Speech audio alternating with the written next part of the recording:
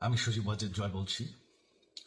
আপনারা জানেন এই গত কয়েক সপ্তাহ ধরে আমাদের বাংলাদেশের যে গণ্ডগোল সংকট চলছে, এই যে ছাত্রদের কোটা বিরোধী আন্দোলন, কোটার বিরুদ্ধে আমরাও ছিলাম।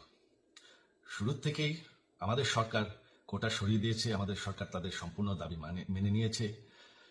এটা আদালতের একটা রায় ছিল, এটা আমাদের সরকারের করা ছিল না। তাও আমরা অ্যাপিল করে দ্রুত এই কোটা তুলে দিই।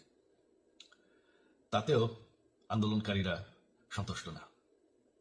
আমরা তাদেরকে আলোচনায় রেখেছি।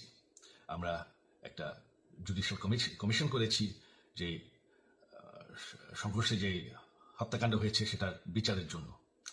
অনেক পুলিশ অফিসার যারা অতিরিক্ত ফোর্স ইউজ করেছে তাদেরকে আমরা সাসপেন্ড করেছি। তাতেও এই আন্দোলনকারীরা সন্তুষ্ট নয়। আমরা যতই ছাড়